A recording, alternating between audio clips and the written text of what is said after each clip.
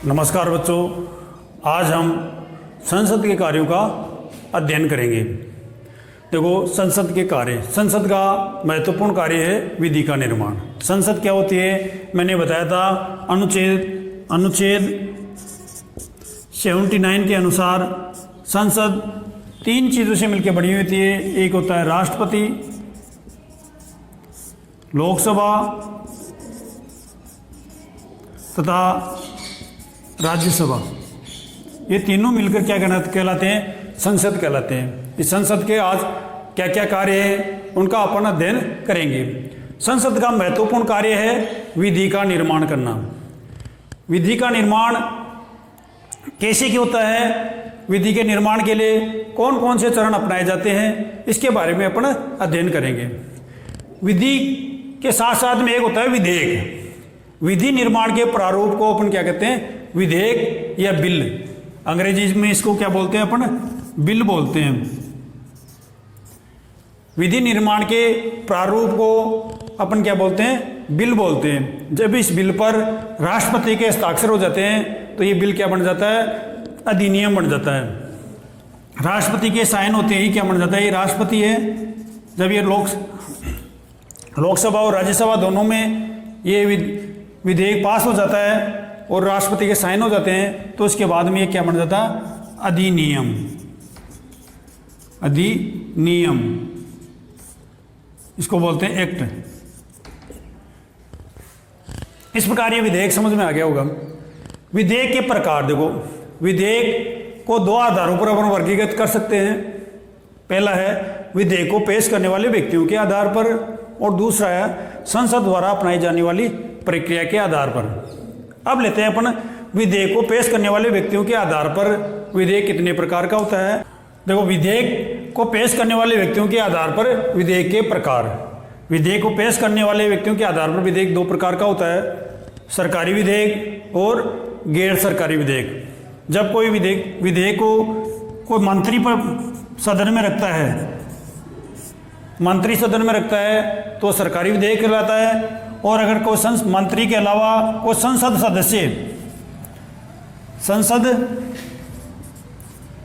सदस्य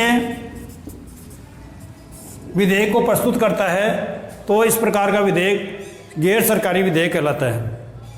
एक बार अपन फिर दोबारा से देखते हैं। विधेयक को पेश करने वाले व्यक्तियों के आधार पर विधेयक 2 प्रकार का होता है, सरकारी विधेयक और गैर सरकारी विधेयक। सरकारी विधेयक को अगर किसी विधेयक को अगर मंत्री सदन में रखता है तो वह सरकारी विधेयक कहलाता है। मंत्री के अलावा संसद का कोई भी सदस्य अगर कोई विधेयक लेके आता है तो इस प्रकार के विधेयक को गैर सरकारी विधेयक कहलाते हैं। और ये विधेयक, गैर सरकारी विधेयक जो व्यक्ति लेके आता है उसी के नाम से जाना जाता है, जैसे शारदा एक्ट। शारदा एक्ट।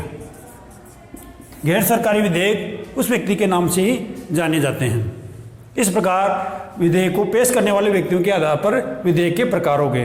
अब अपन लेते हैं संसद में अपनाई जाने वाली प्रक्रिया के आधार पर विधेयक के प्रकार। संसद में अपनाई जाने वाली प्रक्रिया के आधार पर विधेयक 4 प्रकार का होता है। पहला है साधारण विधेयक। साधारण विधेयक, इसका उल्लेख अनुच्छेद 107 में किया गया है। दूसरा है धन विधेयक, इसका उल्लेख अनुच्छेद 110 में किया गया है। तीसरा है वित्त विधेयक। वित्त विधेयक का उल्लेख अनुच्छेद 117 में किया गया है। और चौथा है संविधान संशोधन विधेयक। संविधान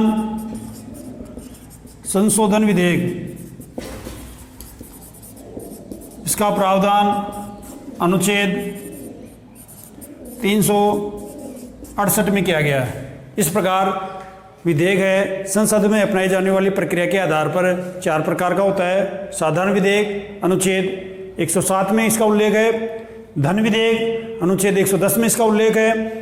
और वित्त विधेयक, इसका उल्लेख अनुच्छेद 117 में है।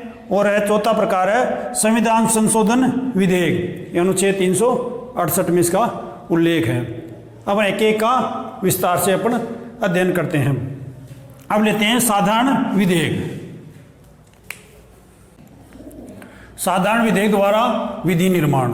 साधारण विधेयक को संसद के किसी भी सदन में प्रस्तुत किया जा सकता है। प्रत्येक सदन में पारित होने के लिए इसे 3 वाचनों से गुजरना पड़ता है। प्रथम वाचन है सरकारी विधेयक को प्रस्तुत करने के लिए 7 दिन पूर्व तथा गैर सरकारी विधेयक को प्रस्तुत करने के लिए 1 माह पूर्व सूचना देनी पड़ती है। अपन जानते हैं विधेयक प्रस्तुत करने के आधार पर 2 प्रकार के होते हैं, सरकारी विधेयक और गैर सरकारी विधेयक। अगर वो सरकारी विधेयक है तो 7 दिन पूर्व और गैर सरकारी विधेयक है तो 1 माह पूर्व इसकी अनुमति लेनी पड़ती है।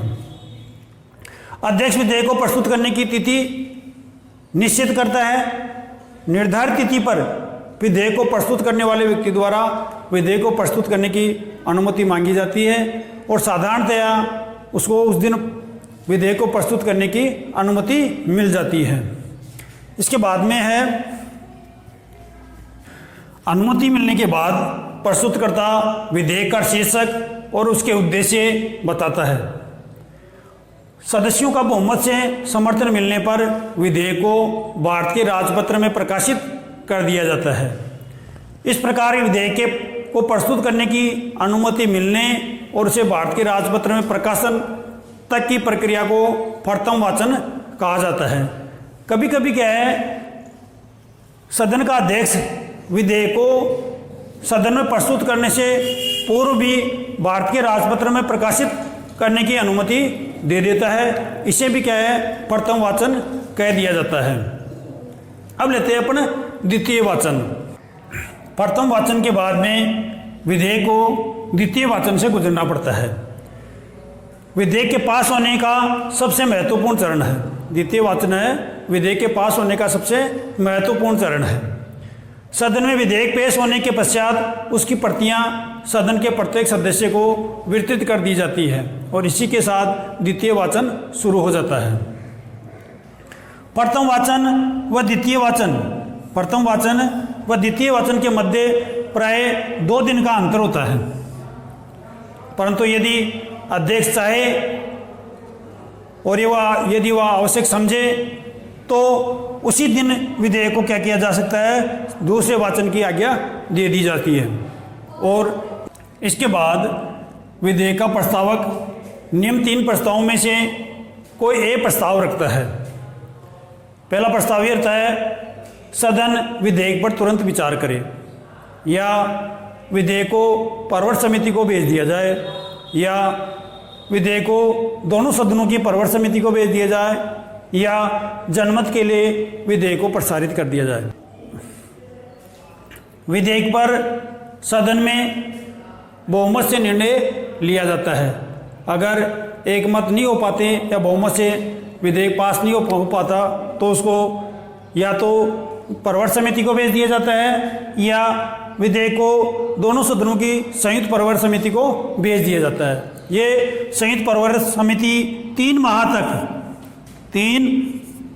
माह तक इस पर इसके प्रत्येक अनुच्छेद पर विचार विमर्श उसको और गहनता से उसका विश्लेषण करती है। इसके बाद में 3 महीने बाद में इस विधेयक को पुनः चर्चा के लिए या द्वितीय वाचन के लिए सदन में रखा जाता है। इस प्रकार क्या है, विधेयक का द्वितीय वाचन पूरा हो जाता है। अब तृतीय वाचन। किसी सदन में विधेयक के पारित होने की यह अंतिम अवस्था है। इसमें विधेयक पर ना कोई चर्चा होती है, ना ही संशोधन होता है। इसमें विधेयक को स्वीकार या अस्वीकार करने के लिए मतदान कराया जाता है। सदन में उपस्थित व मतदान में भाग लेने वाले सदस्यों के साधारण बहुमत से विधेयक को स्वीकार कर लिया जाता है तो उस सदन का अध्यक्ष उसको प्रमाणित कर दूसरे सदन में भेज देता है। दूसरे सदन में भी यही 3 वाचनों से उसे गुजरना पड़ता है। 3 वाचनों से गुजरने के बाद में उसको राष्ट्रपति की अनुमति के लिए भेजा जाता है। राष्ट्रपति उसे अनुमति दे देता है तो वह विधेयक अधिनियम में बदल जाता है। संसद का संयुक्त अधिवेशन। भारतीय संविधान के अनुच्छेद 108 में संसद के संयुक्त अधिवेशन का प्रावधान है। जब एक सदन किसी साधारण विधेयक या वित्त विधेयक को पारित कर दूसरे सदन में भेज दे तथा दूसरा सदन इन निम्न 3 परिस्थितियों में से एक परिस्थितियाँ वहाँ हो सकती है, या तो उसको अस्वीकार कर दे या उनमें ऐसे संशोधन कर दे जिससे कि पहला सदन सहमत नहीं हो, या उस विधेयक को 6 माह तक चर्चा में नहीं लाए। तो ऐसी परिस्थितियों में राष्ट्रपति संसद का संयुक्त अधिवेशन बुला सकता है। संसद के संयुक्त अधिवेशन की अध्यक्षता लोकसभा अध्यक्ष करता है, ऐसा उल्लेख अनुच्छेद 118 में है। संयुक्त अधिवेशन में उपस्थित और मतदान में भाग लेने वाले सदस्यों के साधारण बहुमत से विधेयक को पारित करा दिया जाता है। तभी मान लिया जाता है कि विधेयक है दोनों सदनों में पारित हो गया है। अब तक केवल 3 बार संसद का संयुक्त अधिवेशन बुलाया गया है। पहली बार है बैंकिंग सेवा 1961 में दहेज प्रतिषेध विधेयक के मामले में, और दूसरी बार बैंकिंग सेवा आयोग विधेयक 1978 में, और तीसरा बुलाया गया था आतंकवाद विरोधी अध्यादेश पोटा 2002 में। अब इस प्रकार केवल 3 बार संसद का संयुक्त अधिवेशन बुलाया गया है। अब इसके बाद आगे का चरण है विधेयक पर राष्ट्रपति की स्वीकृति। यह किसी भी विधेयक के अधिनियम बनने का अंतिम चरण है। जब दोनों सदनों में पारित विधेयक राष्ट्रपति की स्वीकृति हेतु भेजा जाता है तो अनुच्छेद 111 के अनुसार राष्ट्रपति को निम्न 4 शक्तियाँ प्राप्त है। वह विधेयक पर अपनी अनुमति दे देता है, या वह विधेयक पर अनुमति नहीं देता है, या वह विधेयक अपने पास रोक लेता है। इसे जेबी वीटो या पॉकेट वीटो के नाम से भी जाना जाता है, या वह विधेयक को अपनी सलाह के साथ सदनों को पुनर्विचार के लिए वापस लौटा देता है। अगर वो पुनर्विचार के लिए वापस लौटा देता है और सदनों में दोबारा उसको पारित करके भेज देता है तो इस बार राष्ट्रपति को अनिवार्यतः उस पर स्वीकृति देनी आवश्यक है। इस प्रकार कोई भी साधारण विधेयक से विधि का निर्माण होता है। एक बार अपन समराइज करके दोबारा देख लेते हैं। साधारण विधेयक 3 चरणों से गुजरता है। प्रथम, जिसको वाचन बोलते हैं, प्रथम वाचन में विधेयक को लाने वाला व्यक्ति उसके उद्देश्यों और शीर्षक के बारे में बताता है। उसका फिर भारत के राजपत्र में प्रकाशन कर दिया जाता है। द्वितीय वाचन में क्या किया जाता है, उस पर व्यापक विचार विमर्श होता है, चर्चाएं होती है, उसमें आवश्यक संशोधन किए जाते हैं। तृतीय वाचन में उसमें मतदान करवाया जाता है। मतदान में या तो वह विधेयक स्वीकृत हो जाता है या अस्वीकृत हो जाता है। उसके बाद में उसको राष्ट्रपति की अनुमति के लिए भेजा जाता है और राष्ट्रपति उस पर हस्ताक्षर कर देता है। इस प्रकार के है कोई भी विधेयक है वो अधिनियम बन जाता है। धन विधेयक पारित कराना। धन विधेयक को संविधान के अनुच्छेद 110 में परिभाषित किया गया है तथा इसकी प्रक्रिया है वो संविधान के अनुच्छेद 109 में दी गई है। कोई विधेयक धन विधेयक है या नहीं, इसका अंतिम फैसला लोकसभा अध्यक्ष करता है। धन विधेयक राष्ट्रपति की पूर्व अनुमति से ही प्रस्तुत किया जा सकता है। धन विधेयक को सबसे पहले लोकसभा में ही प्रस्तुत किया जाता है। लोकसभा से पारित धन विधेयक को राज्यसभा में भेजा जाता है। राज्यसभा को प्राप्ति तिथि से 14 दिन के भीतर इसे पारित कर वापस भेजना होता है, अन्यथा ये राज्यसभा से भी पारित मान लिया जाता है। अब आगे है, राज्यसभा को धन विधेयक में संशोधन का अधिकार नहीं है। राज्यसभा धन विधेयक में किसी प्रकार का संशोधन नहीं कर सकती है। राज्यसभा केवल संशोधन की सिफारिश कर सकती है जिसे स्वीकार या अस्वीकार करना लोकसभा का अधिकार है। लोकसभा चाहे तो उसकी सिफारिश को माने और नहीं चाहे तो नहीं माने। धन विधेयक आवश्यक रूप से एक सरकारी विधेयक होता है। ये महत्वपूर्ण तथ्य है। धन विधेयक को केवल मंत्री ही ला सकता है, संसद के सामान्य सदस्य धन विधेयक को नहीं ला सकते। इसलिए धन विधेयक आवश्यक रूप से एक सरकारी विधेयक होता है। धन विधेयक पर संयुक्त अधिवेशन बुलाए जाने का प्रावधान नहीं है। धन विधेयक पर संसद की संयुक्त अधिवेशन नहीं बुलाया जा सकता। धन विधेयक पर राष्ट्रपति आवश्यक रूप से हस्ताक्षर करता है, क्योंकि धन विधेयक को किसी भी लोकसभा में लाने से पूर्व राष्ट्रपति की पूर्व अनुमति ली जाती है। इसलिए इस पर धन विधेयक पर राष्ट्रपति आवश्यक रूप से हस्ताक्षर करता है। वह पुनर्विचार के लिए इसे वापस नहीं लौटा सकता है। इस प्रकार धन विधेयक को पारित करने की प्रक्रिया के बारे में हमने जाना और धन विधेयक से संबंधित महत्वपूर्ण बिंदुओं पर हमने चर्चा की है। अब लेते हैं अपना वित्त विधेयक। अब वित्त विधेयक पारित करना। वित्त विधेयक दो प्रकार के होते हैं। पहले प्रकार के विधेयक जिनका उल्लेख 110 के प्रावधानों के साथ अन्य विषयों का भी उल्लेख होता है। ऐसे विधेयक राष्ट्रपति की पूर्व अनुमति से ही लोकसभा में प्रस्तुत किया जाता है, परंतु ये विधेयक धन विधेयक से भिन्न है।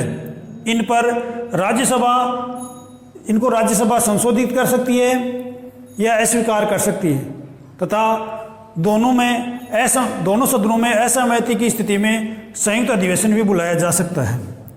दूसरे प्रकार का वित्त विधेयक है। इस प्रकार के विधेयक में संविधान के अनुच्छेद 110 के प्रावधानों का समावेश नहीं होता है और न ही लोकसभा अध्यक्ष इसे धन विधेयक के रूप में प्रमाणित करता है। ऐसे विधेयक साधारण विधेयक के समान होते हैं। इस प्रकार हमने साधारण विधेयक, वित्त विधेयक और धन विधेयक की प्रक्रियाओं के बारे में जाना। आशा है आपको वीडियो अच्छा लगा होगा। हमारे इस चैनल को सब्सक्राइब कीजिए, शेयर कीजिए।